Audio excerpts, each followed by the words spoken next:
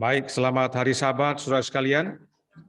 Sebagai umat yang sisa, kita percaya bahwa sejak tahun 1844 adalah hari pendamaian, di mana saat ini penghakiman pemeriksaan sedang berlangsung, mulai dari yang sudah mati sejak Adam sampai yang masih hidup. Nah, oleh karena ada hubungannya dengan penghakiman, tidak banyak orang yang melihat bahwa hari pendamaian itu adalah kabar baik. Dan jika memang kabar baik, mengapa ada unsur penghakiman di dalamnya? Hal ini penting kita pahami agar setiap hari menjadi hari pendamaian dalam kehidupan kita sampai Yesus datang. Hari pendamaian menjadi hari yang membawa sukacita, gantinya ketakutan. Pertanyaannya adalah, apakah yang dihakimi dari diri kita? Mari kita baca rangkaian ayat-ayat berikut ini. Matius 12 ayat 36. Tetapi aku berkata kepadamu, setiap kata sia-sia yang diucapkan orang harus dipertanggungjawabkannya pada hari penghakiman. Bagaimana dengan kita? Adakah perkataan kita kata-kata yang sia-sia? Apakah yang dimaksudkan dengan kata yang sia-sia? Berdasarkan arti dari kata aslinya, yaitu dalam bahasa Yunani, kata sia-sia ini adalah sebuah kata yang tidak menghasilkan efek yang baik dan tidak diperhitungkan untuk menghasilkan apapun. Dengan kata lain, omong kosong, tidak ada manfaat dan tidak baik. Memang tidak menghasilkan yang baik dan tidak menghasilkan apapun. Sepertinya inilah kita. Banyak sekali perkataan sia-sia yang kita ucapkan. Dan perkataan sia-sia kita harus kita pertanggungjawabkan pada hari penghakiman. Semoga masing-masing kita boleh lihat bahwa hari pendamaian itu bukan suatu jangka waktu. Kadang-kadang kita merasa satu jangka waktu di mana, masih lama ditutup, belum berakhir, jadi saya masih bisa bikin saya punya mau. Setiap hari itu hari pendamaian, karena perkataan kita saja yang sia-sia itu harus kita pertanggungjawabkan. Lalu apa lagi? Pengkhotbah 12 ayat 14, ayat yang sering dihafalkan. Karena Allah akan membawa setiap perbuatan ke pengadilan yang berlaku atas segala sesuatu yang tersembunyi, entah itu baik, entah itu jahat. Tidak hanya perkataan kita yang dibawa ke dalam penghakiman, tetapi setiap perbuatan kita, entah baik atau jahat, bahkan yang tersembunyi sekalipun kita pikir tidak ada yang tahu, tapi Tuhan tahu dan itu dibawa ke dalam pengadilan. Itu sebabnya Yesus memberikan gambaran pemisahan antara kambing dan domba sehubungan dengan penghakiman. Tidak hanya dipisahkan, tetapi penempatannya juga penting. Domba-domba ditempatkan di sebelah kanan Yesus dan kambing-kambing di sebelah kiri Yesus. Dan penghakiman yang diberlakukan adalah universal, seluruh dunia. Sebab dikatakan, lalu semua bangsa akan dikumpulkan di hadapannya, dan ia akan memisahkan mereka seorang daripada seorang, sama seperti gembala memisahkan domba dari kambing. Kita bisa baca dalam Matius 25 ayat 32. Jadi yang dihakimi adalah seluruh umat manusia di dunia ini. Apakah seluruh umat manusia itu termasuk kita, umat-umat Allah? Sudah pasti. Dan bahkan Alkitab berkata dalam Matius 7 ayat 21 sampai 23. Dikatakan di sana, bukan setiap orang yang berseru kepadaku, Tuhan, Tuhan, akan masuk ke dalam kerajaan sorga, melainkan dia yang melakukan kehendak Bapa-Ku yang di sorga. Pada hari terakhir, banyak orang akan berseru kepadaku, Tuhan, Tuhan, bukankah kami bernubuat demi namamu dan mengusir setan demi namamu dan mengadakan banyak mujizat demi namamu juga? Pada waktu itulah aku akan berterus terang kepada mereka dan berkata, aku tidak pernah mengenal kamu, enyahlah daripadaku, kamu sekalian pembuat kejahatan. Ini suatu pernyataan yang keras bagi kita yang mengaku umat Allah. Kemudian dalam Ibrani 10 ayat 30 dikatakan, sebab kita mengenal dia yang berkata, pembalasan adalah hakku, akulah yang akan menuntut pembalasan, dan lagi, Tuhan akan menghakimi umatnya. Dan jika kita ingat pekabaran 9:11 yang berhubungan dengan Yehezkiel 8 dan 9, Penghakiman Allah dimulai dari Ka'bah, yaitu mulai dari pemimpin-pemimpin umat. Berikutnya, Roma 14 ayat 10. Roma 14 ayat 10 berkata, "Tetapi engkau, mengapakah engkau menghakimi saudaramu? Atau mengapakah engkau menghina saudaramu? Sebab kita semua harus menghadap tahta pengadilan Allah." Yesus berkata dalam Matius 7 ayat 1 dan 2, "Jangan kamu menghakimi supaya kamu tidak dihakimi. Karena dengan penghakiman yang kamu pakai untuk menghakimi, kamu akan dihakimi, dan ukuran yang kamu pakai untuk mengukur akan diukurkan kepadamu." Dan kita baca 1 Petrus 4 ayat 17. "Karena sekarang telah tiba saatnya penghakiman dimulai, dan pada rumah Allah sendiri yang harus pertama-tama dihakimi. Dan jika penghakiman itu dimulai pada kita, bagaimanakah kesudahannya dengan mereka yang tidak percaya pada Injil Allah?" Semakin jelas bahwa penghakiman itu dimulai dari kita, umat-umat Allah. Hal ini selaras dengan apa yang terjadi dalam Yeskiel 9, di mana penghakiman dimulai dari rumah Allah. Oleh karena itu, umat-umat Allah tidak terbebas dari penghakiman, malah dimulai dari rumah Allah itu sendiri. Karenanya, saudaraku dalam Tuhan, berdasarkan Alkitab, perkataan dan perbuatan kita yang dihakimi, dan hal itu dimulai dari rumah Allah. Tidak heran bagi kita, setiap harinya seharusnya menjadi hari pendamaian. Sekarang, mengapa disebut pendamaian? Karena adanya dosa. Yesaya 59 ayat 2. "Tetapi yang merupakan pemisah antara kamu dan Allahmu ialah segala kejahatanmu, dan yang membuat dia menyembunyikan diri terhadap kamu, sehingga ia tidak mendengar ialah segala dosamu." Jadi oleh karena dosa, kita terpisah dari Allah, dan oleh karena itu agar kita dapat dipersatukan lagi dengan Allah, kita perlu didamaikan dengan Dia. Bagaimana caranya? Dengan darah. Imamat 16 ayat 14-16 menjelaskan. "Lalu ia harus mengambil sedikit dari darah lembu jantan itu dan memercikkannya dengan jarinya ke atas tutup pendamaian atau tutup tabut perjanjian. Di bagian muka dan ke depan tutup pendamaian itu ia harus memercikkan sedikit dari darah itu dengan jarinya 7 kali. Lalu ia harus menyembelih domba jantan yang akan menjadi korban penghapus dosa bagi bangsa itu dan membawa darahnya masuk ke belakang tabir. Kemudian haruslah diperbuatnya dengan darah itu seperti yang diperbuatnya dengan darah lembu jantan, yakni ia harus memercikannya ke atas tutup pendamaian dan ke depan tutup pendamaian itu. Dengan demikian ia mengadakan pendamaian bagi tempat kudus itu karena segala kenajisan orang Israel dan karena segala pelanggaran mereka, apapun juga dosa mereka. Demikianlah harus diperbuatnya dengan kemah pertemuan yang tetap diam di antara mereka di tengah-tengah segala kenajisan mereka. Saudaraku dalam Tuhan, Alkitab dengan jelas menyatakan bahwa pendamaian itu dilakukan dengan darah. Mengapa harus darah?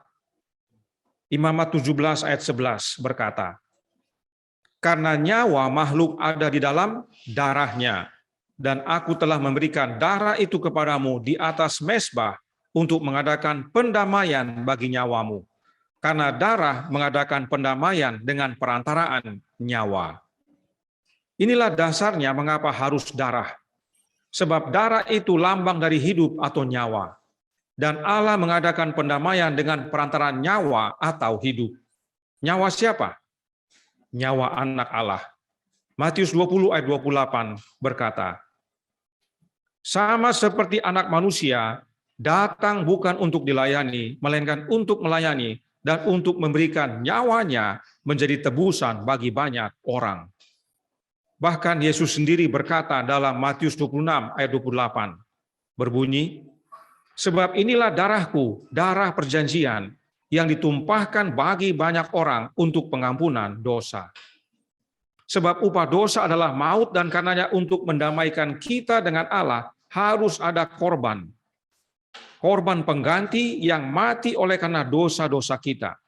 Dosa-dosa kita ditanggungkan kepada anak Allah, dan oleh kematiannya darahnya tertumpah menjadi pengampunan dosa. Bukan dosanya yang diampuni, tetapi orangnya yang diampuni. Terjemahan bahasa Indonesia sering tidak tepat. Perhatikan terjemahan Alkitab berikut ini. Kita lihat dalam versi King James. Dikatakan di sana, "For this is my blood of the New Testament, which is shed for many the remission of sins." Remission ini artinya pembebasan atau penghapusan. Itu sebabnya dalam Alkitab Indonesia Modern Bible dikatakan, "Sebab inilah darahku, darah perjanjian yang baru yang dicurahkan bagi banyak orang untuk penghapusan dosa." Dan dalam terjemahan lama dikatakan jalan keampunan dosa. Karena inilah darahku, yaitu darah perjanjian baharu yang ditumpahkan karena orang banyak, jalan keampunan dosa.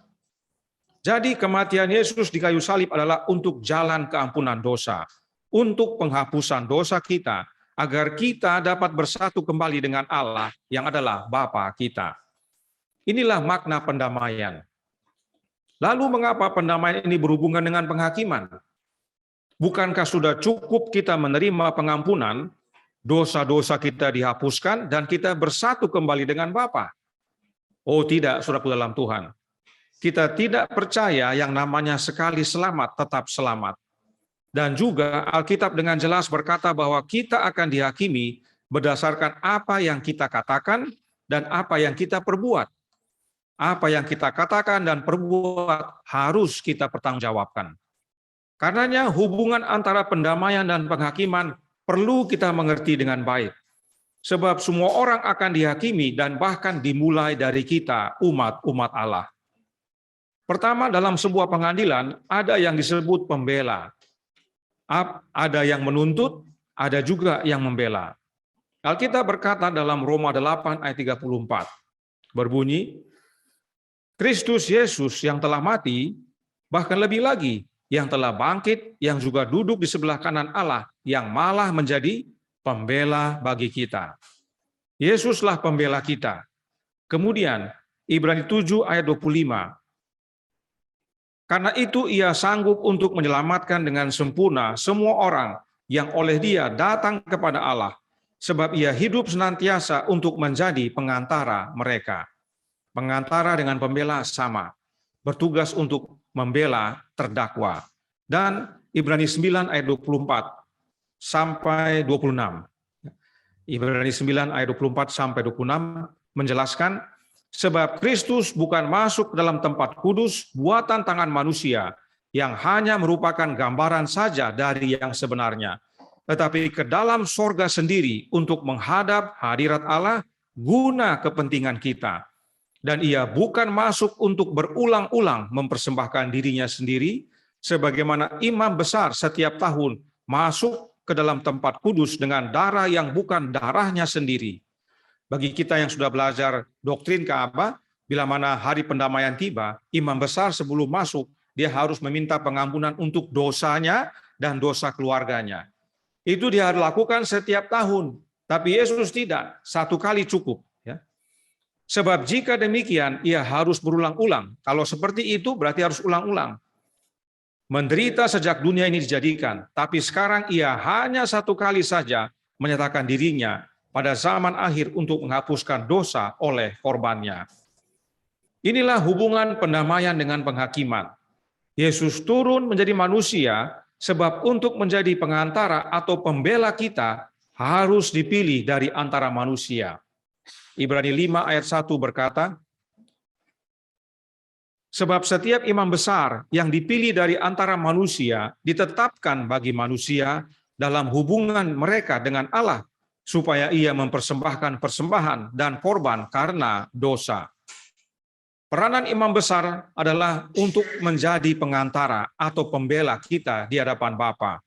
Dan oleh karena itu, imam besar harus dipilih dari antara manusia. Inilah pentingnya Yesus menjadi manusia. Kemudian untuk dapat masuk ke hadirat Bapa dan melayani sebagai imam besar harus ada korban. Pada waktu kita pelajari doktrin Ka'bah, tidak hanya bagi dirinya imam besar mempersembahkan korban, tapi juga bagi seluruh bangsa. Dan darah itu dia bawa masuk ke dalam. yaitu dalam bilik yang maha suci.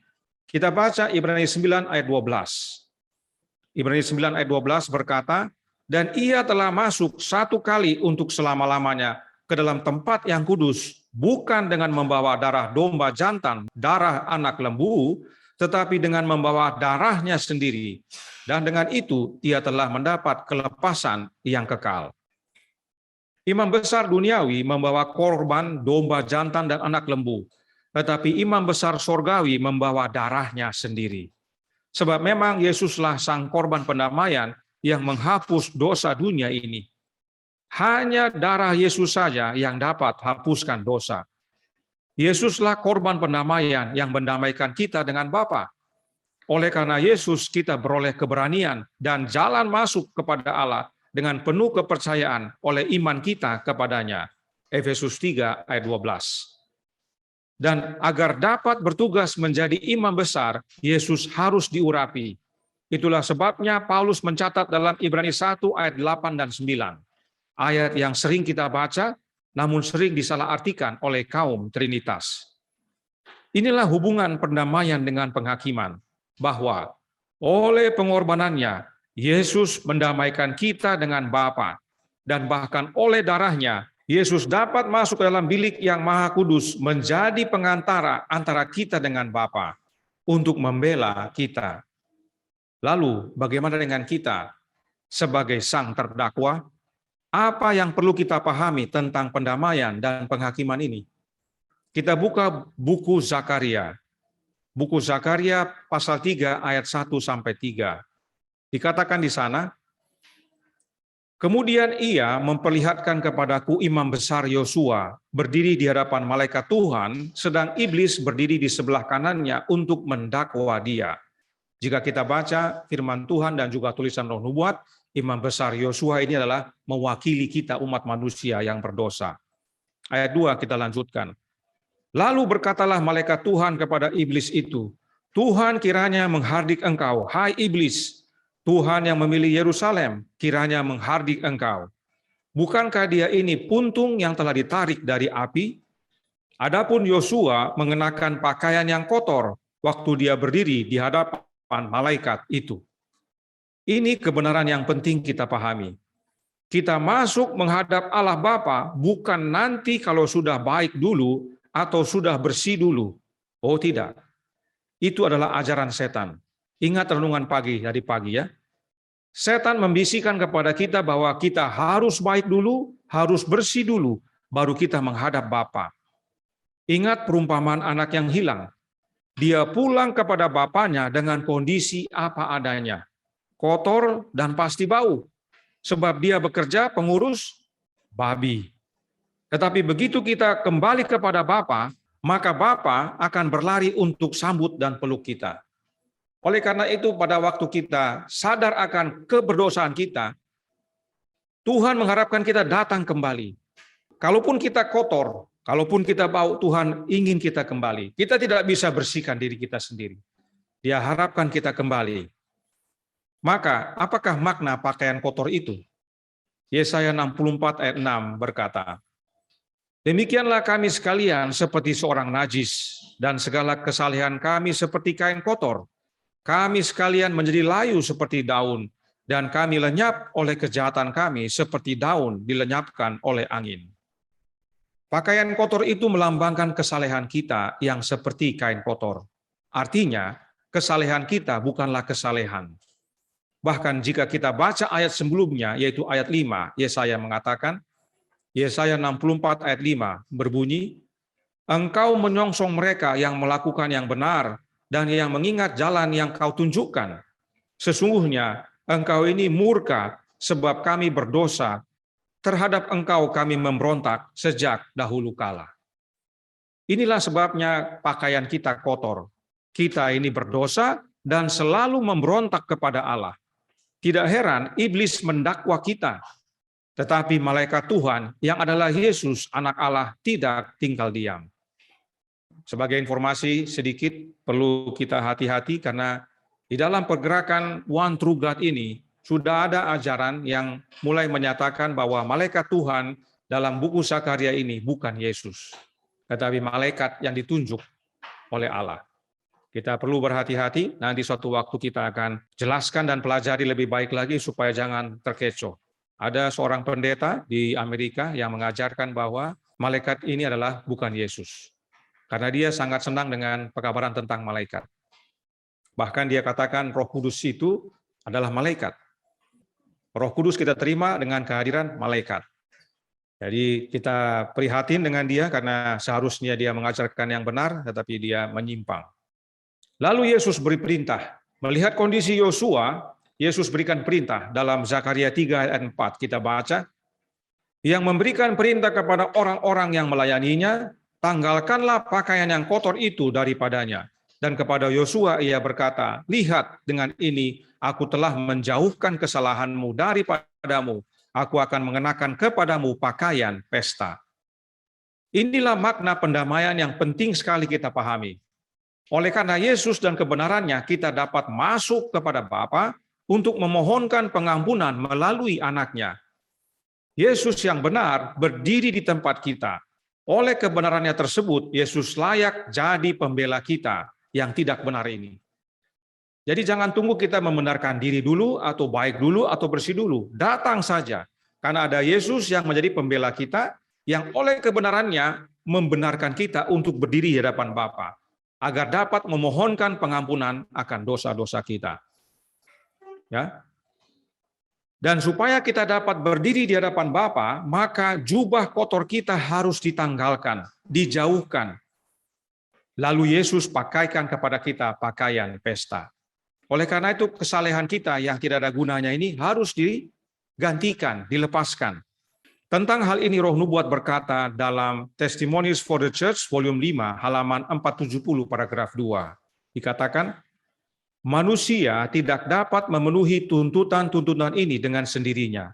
Dalam pakaiannya yang bernoda dosa, mengakui kesalahannya, dia berdiri di hadapan Allah.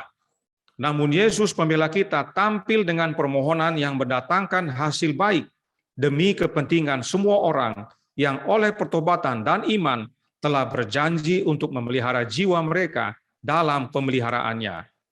Dia memohonkan perkara mereka dan mengalahkan pendakwa mereka dengan uraian-uraian yang berkuasa mengenai Kalvari. Oleh karena Yesus, kita dapat masuk dengan pakaian kotor kita. Tetapi kita tidak dapat dibenarkan dengan pakaian kotor tersebut. Pakaian kotor kita harus dijauhkan dan digantikan dengan pakaian kebenaran Kristus. Dan Yesus dapat membela kita oleh karena pengorbanannya di kayu salib. Darahnya tertumpah.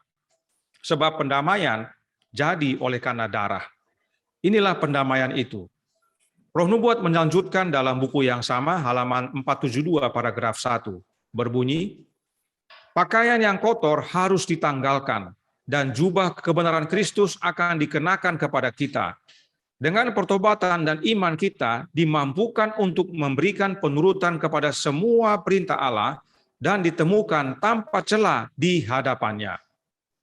Perhatikan dikatakan, dengan pertobatan dan iman kita dimampukan untuk memberikan penurutan kepada semua perintah Allah dan ditemukan tanpa celah di hadapannya, yaitu di hadapan Bapa. Mengapa perlu kita perhatikan hal ini? Karena ayat berikut, yaitu Wahyu 22 ayat 14, menyatakan, berbahagialah mereka yang membasuh jubahnya. Mereka akan memperoleh hak atas pohon-pohon kehidupan dan masuk melalui pintu-pintu gerbang ke dalam kota itu. Alkitab Bahasa Indonesia, terjemahan baru berkata, berbahagialah mereka yang membasuh jubahnya. Namun dalam terjemahan lain berbeda bunyinya. Kita baca dalam versi King James, dikatakan di sana, blessed are they that do his commandments. Yang artinya, berbahagialah mereka yang melakukan perintah-perintahnya atau hukum-hukumnya. Apakah membasuh jubah dan melakukan hukum adalah sama atau berbeda?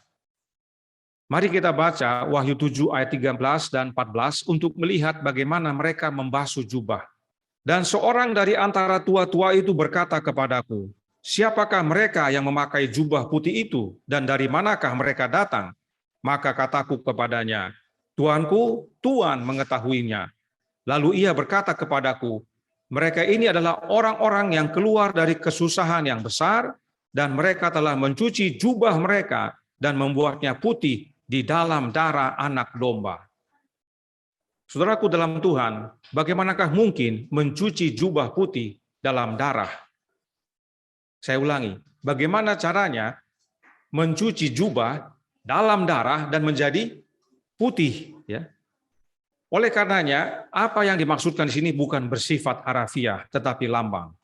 Dan sebagaimana yang kita sudah baca dalam Imamat 17 ayat 11 tadi, bahwa darah itu adalah nyawa atau hidup. Karenanya pada saat dikatakan dicuci dalam darah anak domba, artinya dicuci dalam hidup anak domba. Dan kita sudah baca tadi bahwa pakaian kotor adalah lambang daripada kesalehan kita yang kotor, perbuatan kita yang tidak ada artinya. Maka saat dikatakan jubah kita dicuci dalam darah anak domba, maka itu artinya perbuatan kita atau kesalehan kita yang kotor dibasuh atau dicuci dalam hidup anak Allah. Hidup Yesus Kristus itu. Nah, bagaimanakah hidup Yesus itu? Mari kita lihat rangkaian ayat-ayat berikut ini dalam buku Yohanes.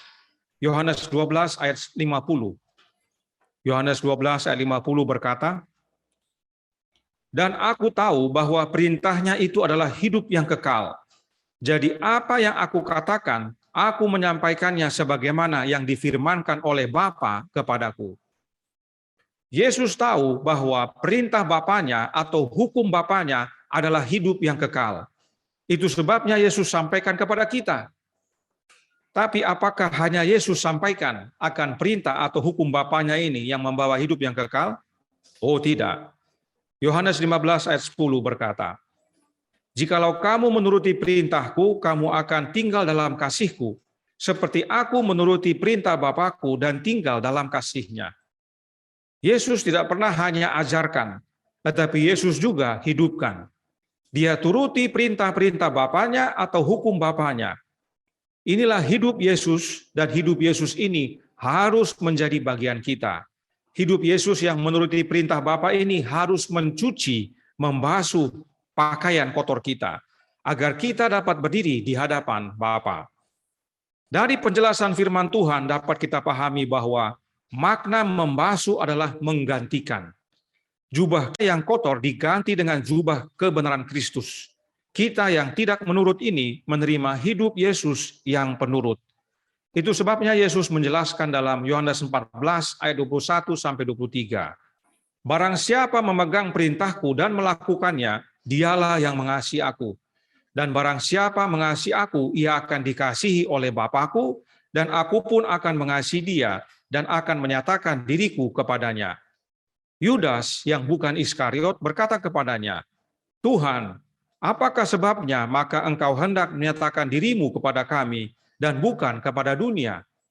Jawab Yesus, "Jika seorang mengasihi aku, ia akan menuruti firman-Ku, dan Bapakku akan mengasihi dia, dan kami akan datang kepadanya dan diam bersama-sama dengan dia."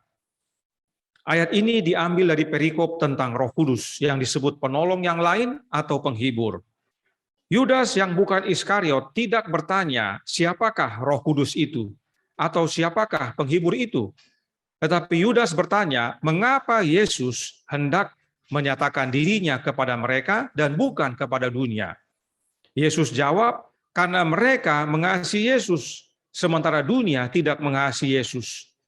Kepada mereka yang mengasihi Yesus dan menuruti firman-Nya, maka Yesus dan Bapanya akan datang dan diam bersama-sama dengan mereka yang mengasihi Yesus.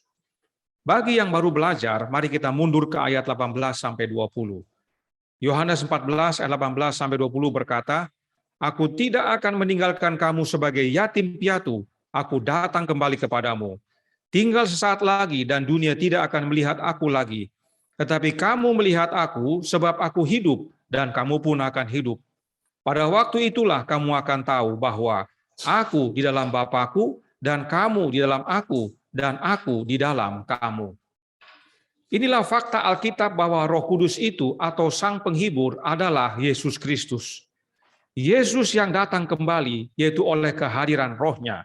Dan saat kita menerima Roh-Nya, yaitu Roh-Nya Yesus yang kudus, maka hal itu sama dengan menerima Bapa. Kenapa? Sebab Yesus di dalam Bapa dan Bapa di dalam Yesus. Jadi menerima Yesus sama dengan menerima Bapa. Itu sebabnya dalam ayat 23 tadi Yesus berkata, kami akan datang dan diam bersama-sama dengan Dia.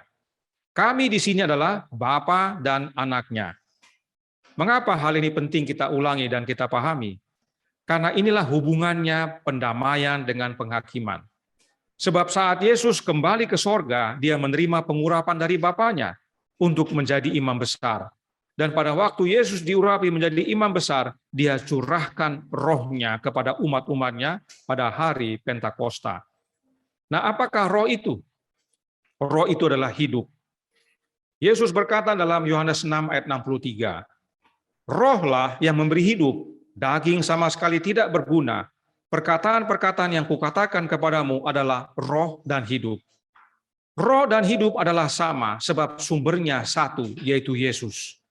Bahkan dalam ayat 56 dan 57, Yesus katakan, Yohanes 6 ayat 56 dan 57, barang siapa makan dagingku dan minum darahku, ia tinggal di dalam aku dan aku dalam dia. Sama seperti Bapa yang hidup mengutus aku, dan aku hidup oleh Bapa, demikian juga barang siapa yang memakan aku akan hidup oleh aku. Kembali kita lihat ada penggunaan darah. Darah sama dengan hidup. Dan oleh menerima hidup Yesus yang adalah rohnya, kita tinggal dalam Yesus dan Yesus dalam kita. Dan dengan demikian kita hidup oleh Yesus, sebagaimana Yesus hidup oleh Bapa. Sebab Bapa di dalam Yesus dan Yesus di dalam Bapa. Dan bila kita hidup oleh Yesus, maka kita hidup dalam penurutan kepada perintah-perintah Bapa. Sebab demikianlah hidup Yesus. Karena perintah-perintah Bapa itu adalah hidup yang kekal. Hidup Yesus gantikan hidup kita. Namun bukan aku lagi yang hidup, tetapi Kristus yang hidup di dalam aku. Inilah hubungannya membasuh jubah, yaitu dalam darah Yesus, dengan menuruti perintah-perintah Bapa. Bahwa kita beroleh kehidupan yang kekal oleh menuruti perintah Bapa, yaitu hukum Bapa, tetapi bukan karena diri kita, namun karena hidup Yesus telah membasuh perbuatan kita. Diri kita mati, Yesus yang hidup dalam kita. Bagaimana dan di mana Yesus tinggal dalam hidup kita? Efesus 3 ayat 17. Sehingga oleh imanmu Kristus diam di dalam hatimu dan kamu berakar serta mendasar di dalam kasih. Itu sebabnya saudaraku dalam Tuhan disebut pembenaran oleh iman. Sebab perbuatan kita dalam menuruti perintah-perintah Bapa adalah buah dari iman itu. Oleh karena Kristus tinggal dalam hati kita, maka kita menghasilkan buah-buah roh. Jadi kalau Kristus tinggal dalam hati kita, kita akan mengeluarkan buah-buah roh. Sebab Yesus tinggal dalam hati kita oleh kehadiran rohnya yang kudus. Ya. Roh Nubuat berkata dalam buku Education halaman 78 paragraf 7 berbunyi, apa yang dia ajarkan, dia hidupkan. Ingat tadi dia katakan bahwa hukum atau perintah Bapa itulah hidup kekal, dan itulah yang saya sampaikan kepada kamu. Yesus katakan dalam Yohanes 12 ayat 50. Dia tidak hanya sampaikan, tapi dia hidupkan. Sebab itu mendatangkan hidup kekal. Kita lanjutkan. Aku telah memberikan suatu teladan kepada kamu. Dia berkata kepada para muridnya, supaya kamu juga berbuat sama seperti yang telah kuperbuat kepadamu. Aku menuruti perintah Bapakku. Yohanes 13 ayat 15, Yohanes 15 ayat 10. Jadi dalam hidupnya, perkataan Kristus memiliki ilustrasi dan dukungan yang sempurna. Dan lebih dari ini, apa yang dia ajarkan itulah dia. Kata-katanya adalah ekspresi, tidak hanya dari pengalaman hidupnya sendiri, tapi dari karakternya sendiri. Ingat tadi, apa yang dihakimi dari kita? Ada dua, perkataan dan perbuatan. Perkataan kita yang sia-sia dihakimi. Kita harus pertanggungjawaban. Yesus perkataannya tidak ada yang sia-sia. Sebab dia berkata-kata berdasarkan apa? Hidupnya yang menuruti perintah Allah dan karakternya. Kita harus belajar saudara dalam Tuhan. Kalau kita percaya Yesus datang segera dan kita percaya kita dalam masa hari pendamaian, kita harus berubah. Kata-kata kita jangan lagi sia-sia. Tidak hanya dia mengajarkan kebenaran, tapi dia adalah kebenaran. Inilah yang memberi ajarannya kuasa. Kalau kita berkata-kata sebagaimana Yesus berkata-kata, yang adalah perintah Allah, yang adalah membawa kehidupan kekal, kita membawa kuasa yang dari Yesus itu kepada orang lain. Tapi kalau kita bicara sia-sia terus di mana-mana, orang tidak anggap kita akhirnya. Orang anggap kita sebagai orang yang suka baku sedu. Tidak ada kuasa akhirnya dimanapun kita datang. Begitu dia berdiri di depan, orang sudah tertawa duluan, ya kan? Karena pasti orang ini akan bicara sia-sia lagi, omong kosong lagi. Tapi kalau Yesus, orang tahu bicara perintah Allah, hukum Allah, hidupnya, karakternya, karenanya penuh kuasa. Tidak heran orang banyak ikut dia kemana saja. Yesus menghidupkan apa yang dia ajarkan, dan itu adalah teladan Yesus bagi kita, agar kita berbuat yang sama dengan Yesus, yaitu dengan menerima rohnya yang adalah hidupnya. Dan karena perintah Bapa itu adalah salinan karakter Bapa, tidak heran apa yang Yesus ajarkan, Yesus hidupkan, dan itulah karakternya, pengalaman hidupnya. Demikian juga kita. Jika kita meneladani kehidupan Yesus, yaitu dengan menerima hidupnya atau rohnya, maka salinan karakter Bapa menjadi bagian kita, dan itulah wujud dari pakaian pesta, pakaian kebenaran Kristus. Dan dalam menghidupkan penurutan akan perintah Bapanya, Yesus tidak sendirian. Inilah yang dia mau sampaikan kepada kita. Jangan takut. Roh Nubuat melanjutkan dalam Membina Keluarga Sehat, halaman 386, paragraf 3. Tentang kehidupannya sendiri, Juru Selamat berkata, "Aku menuruti perintah Bapakku. Ia tidak membiarkan aku sendiri, sebab aku senantiasa berbuat apa yang berkenan kepadanya." Bapa tinggal dalam Yesus. Jadi dia dalam menuruti perintah Allah bukan karena kekuatannya dia, tapi Bapa bersama dia. Sebagaimana Yesus dalam alamiah kemanusiaan, demikianlah Allah maksudkan bagi para pengikutnya. Dengan kekuatannya kita harus menghidupkan kehidupan yang murni dan mulia, seperti yang telah dihidupkan Juru Selamat. Dalam menghidupkan perintah Bapanya dan mengajarkan apa yang Bapanya berikan, Yesus tidak sendirian. Allah Bapa selalu menyertai anaknya. Inilah pola atau patron yang Allah Bapa mau kita manusia hidupkan. Sebab demikianlah manusia Yesus Kristus. Perhatikan kalimat yang ditandai warna kuning. Sebagaimana kehidupan Yesus sebagai manusia, demikianlah Allah, yaitu Bapa, maksudkan bagi kita. Inilah maknanya Yesus anak Allah menjadi manusia seutuhnya dan hidup bergantung sepenuhnya kepada kuasa ilahi Bapanya. Itulah yang disebut manusia dan ilahi bersatu. Inilah teladan Yesus bagi kita agar kita hidup bergantung pada kekuatan Bapanya dan hidup sebagaimana Yesus hidup. Yesus hidup bergantung kepada Bapa dan dia mau serahkan kuasa yang dari Bapanya itu kepada kita melalui apa? Kehadiran rohnya dalam hidup kita. Sebab kita dengan Bapa terpisah karena dosa. Harus ada yang menghubungkan kita dan itu adalah Yesus. Sehingga Yesus di dunia ini dia menang karena Bapa tinggal dalam dia. Bagaimana supaya Bapa tinggal dalam kita? Melalui anak Allah. Dengan menerima anak Allah, kita terima Bapa. Itu sebabnya Yesus katakan tadi apa? Kami akan diam bersama-sama dengan dia. Bapa dan anak. Dengan menerima anak, kita menerima Bapa. Ini pola yang Bapa ingin berikan kepada kita melalui teladan hidup anaknya. Inilah jubah yang dibasuh dalam darah anak domba. Dan ini boleh terjadi dan terwujud dalam kehidupan kita oleh karena pendamaian yang Yesus telah lakukan. Oleh kematiannya, Yesus hapuskan dosa, dan oleh pengorbanannya, Yesus layak jadi imam besar kita. Dan saat Yesus diurapi menjadi imam besar, rohnya dia curahkan, agar oleh hidupnya yang kudus dan benar, kita menerima pengudusan dan pembenaran.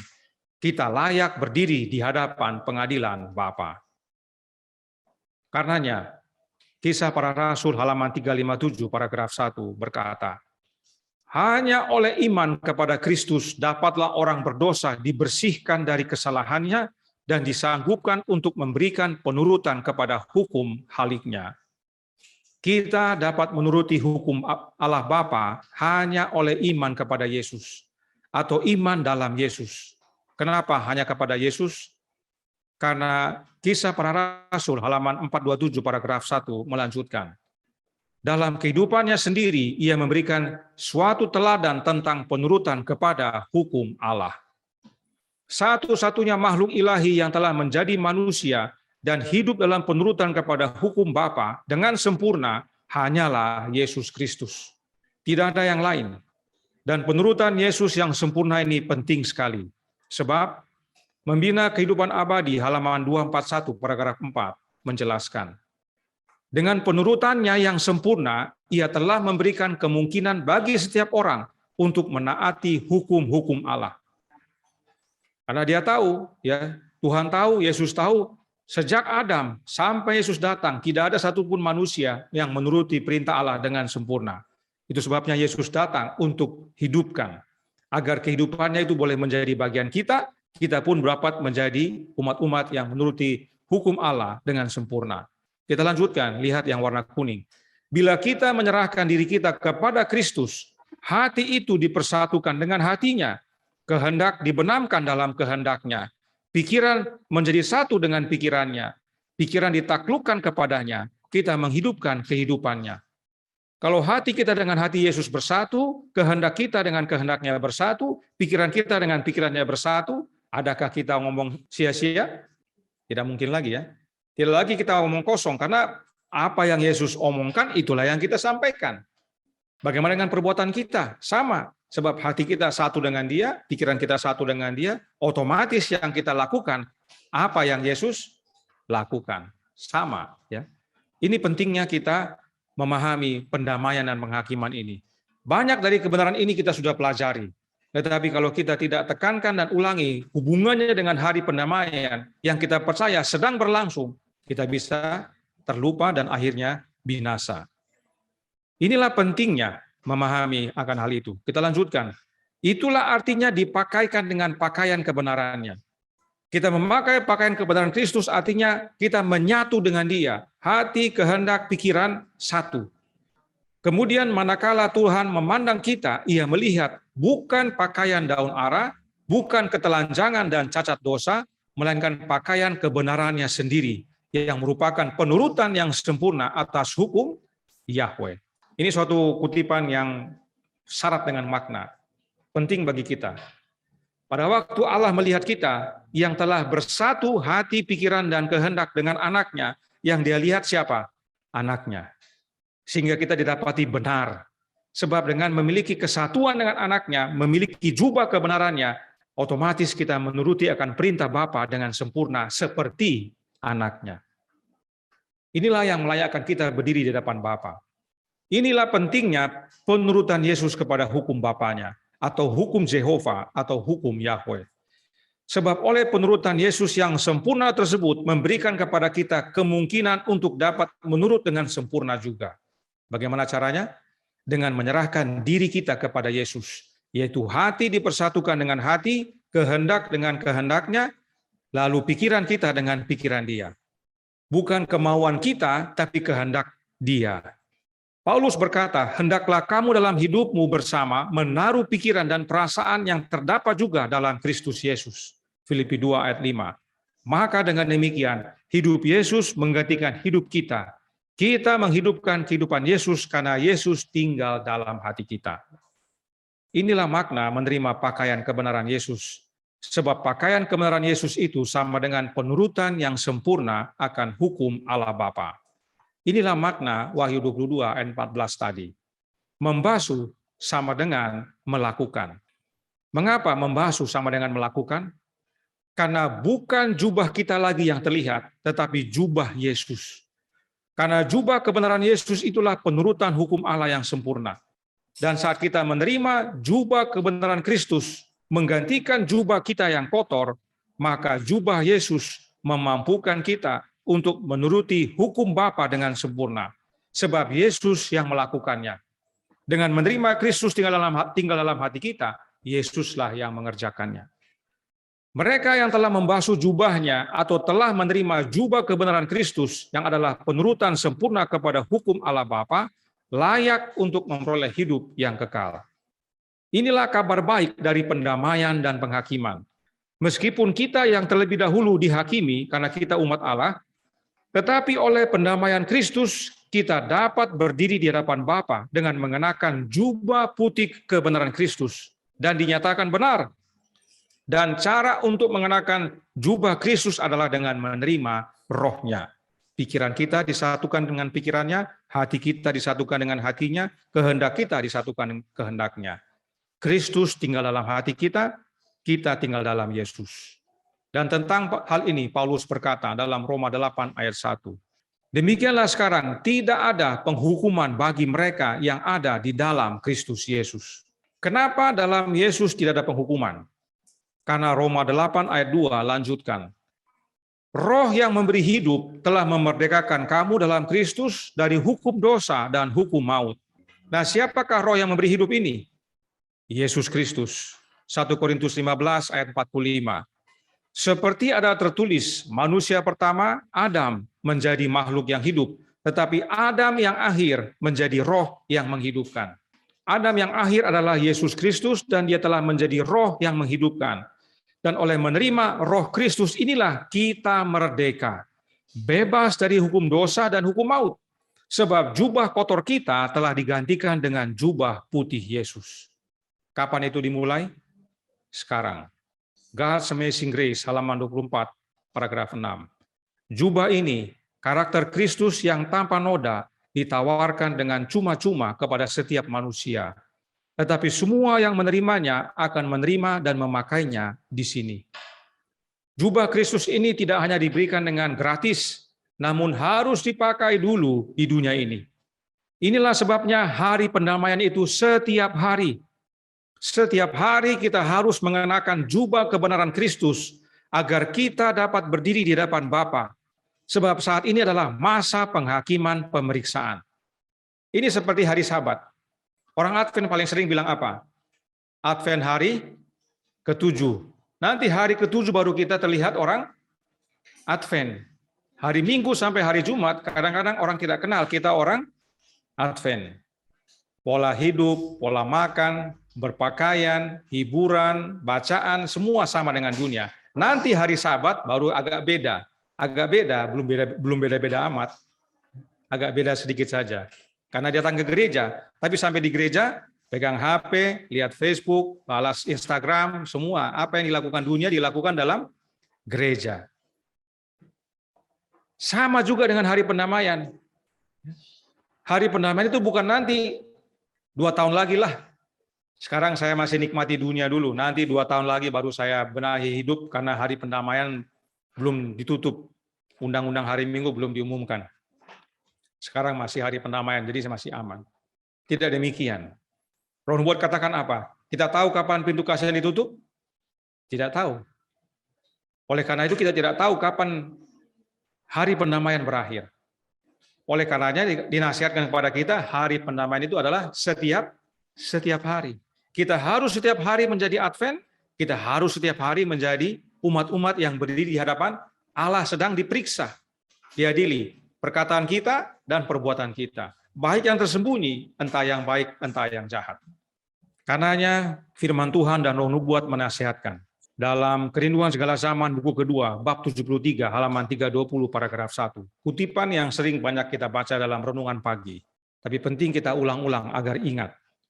Karena saya tahu juga tidak semua ikuti renungan pagi. Tinggallah dalam aku dan aku dalam kamu. Tinggal dalam Kristus berarti selalu menerima rohnya. Suatu kehidupan penyerahan yang tidak terbatas kepada pekerjaannya. Saluran perhubungan harus terbuka terus-menerus antara manusia dan Allahnya. Sebagaimana carang pokok anggur senantiasa mengisap sari dari pokok anggur yang hidup, demikian juga kita harus berpaut pada Yesus dan menerima daripadanya oleh iman kekuatan dan kesempurnaan karakternya sendiri. Ini kutipan yang penuh makna juga. Itu sebabnya Yesus menggunakan perumpamaan pokok anggur yang benar. Dari mana ranting-ranting mendapatkan makan? Dari pokok anggur. Masakan ini pokok anggur, ini ranting-rantingnya, lalu rantingnya dapat makan dari pohon jambu di sebelah. Begitu? Kan tidak ya? Ranting-rantingnya dapat makan dari pokoknya. Itu sebabnya dikatakan mengisap sari. Jadi ranting-ranting ini mengisap sari dari pokok. Supaya dia hidup, dia bisa berbuah. Dia tidak isap dari pohon lain, dari pokoknya. Karena dia terhubung dengan pokok itu. Kalau ranting terlepas dari pokok, bagaimana? Mati. Tidak bisa. dia hidup sendiri, dia harus terhubung dengan pokok. Ini Yesus gunakan supaya kita mengerti makna daripada Roh Kudus, bahwa roh itu adalah sari dari pokok anggur yang diberikan kepada ranting supaya ranting hidup, sebab roh itu adalah hidup. Jadi agar kita mudah memahaminya, Yesus memberikan gambaran melalui pokok anggur yang benar. Dengan kita sebagai ranting mengisap sari dari pokok anggur, itulah kita menerima rohnya. Ya. Agar kita berpaut pada Yesus, menerima daripadanya iman, kekuatan, dan kesempurnaan karakternya. Karena karakter kita tidak sempurna. Karakter kita sempurna kalau kita menerima rohnya Yesus, sari pokok anggur itu. Berulang-ulang roh nubuat menggambarkan rohnya Yesus itu sebagai sari pokok anggur. Supaya kita mengerti kenapa Yesus menggunakan ilustrasi pokok anggur yang benar. Dan siapa yang mengusahakan pokok anggur ini? Bapaknya, ya. Bapaknya yang mengusahakan, yang membersihkan, yang ranting yang berbuah dia bersihkan, ranting yang tidak berbuah dia potong. Ini sebagai gambaran supaya kita lihat kalau kita di hadapan Bapa diadili, adakah kita ranting yang berbuah atau ranting yang tidak berbuah? Kalau ranting berbuah, dia bersihkan agar kita lebih berbuah. Kalau tidak berbuah, potong, binasa, dibuang. Jadi hari pendamaian itu adalah setiap hari. Supaya kita mulai hari ini banyak berubah. Ya, mulai dari anak-anak, orang muda, orang tua, orang dewasa, kita harus banyak berubah. Kalau percaya Yesus datang segera ya. Kalau tidak percaya itu urusan saudara. Tapi kalau kita percaya, kita harus menjadikan setiap hari hari pendamaian. Bersatu dengan pokok anggur adalah sama dengan tinggal dalam Yesus dan Yesus dalam kita. Dan itu dengan cara menerima rohnya, yaitu mengisap sari dari pokok anggur itu. Dengan bersatu dengan Kristus, kita menerima kesempurnaan karakternya.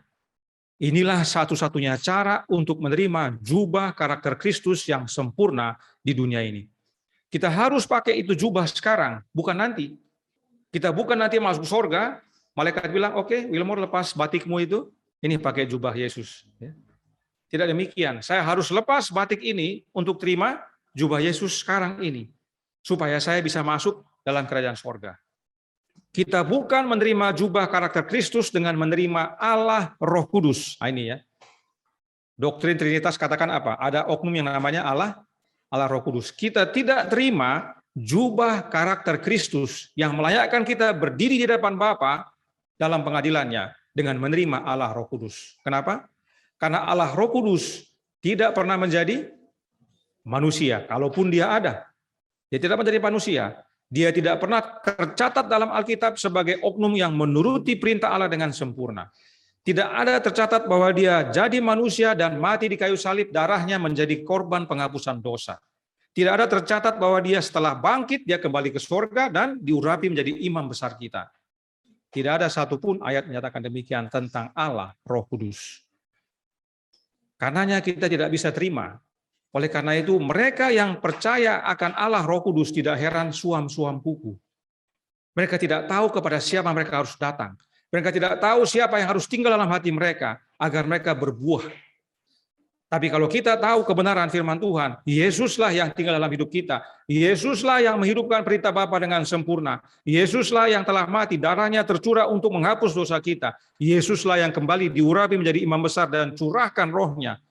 Yesuslah yang kita perlukan, bukan yang lain. Kita menerima jubah karakter Kristus yang sempurna hanya dengan tinggal dalam Yesus dan Yesus dalam kita, yaitu dengan menerima rohnya, roh Kristus. Karenanya jangan lupa, saudaraku dalam Tuhan, setiap hari adalah hari pendamaian. Setiap hari kita berdiri dalam pengadilan pemeriksaan, dan karenanya setiap hari kita harus minta kehadiran roh Kristus dalam hati kita, agar perkataan kita tidak sia-sia lagi. Tidak gampang, saya yakin tidak gampang. Ketemu teman di kantor, ketemu teman di sekolah, ya anak-anak muda, tidak gampang untuk bicara tidak sia-sia. Umumnya kita bicara apa? Sia-sia, supaya diterima sama teman, supaya disenangi oleh sahabat, kita ngomong sia-sia. Mau berubah untuk tidak sia-sia itu tidak gampang. Oleh karena itu harus perlu siapa? Yesus. Hanya Yesus yang bisa mampukan kita. Kita harus minta kehadirannya dalam hidup kita, agar perkataan kita dan perbuatan kita adalah perkataan dan perbuatan Yesus. Sebab kita diadili berdasarkan apa yang kita katakan dan kita perbuat. Kiranya ini menjadi pembaharuan bagi kita semua. Sebab Yesus, kita percaya, datang segera. Tuhan memberkati, saya bawa dalam nama Yesus. Amin. Mari kita berdoa. Bapa kami yang di sorga, Allah pencipta langit dan bumi, laut dan segala isinya, Allah yang maha besar, maha kuasa, sumber segalanya, yang kami sembah selalu melalui anak-Mu yang tunggal, Yesus Kristus.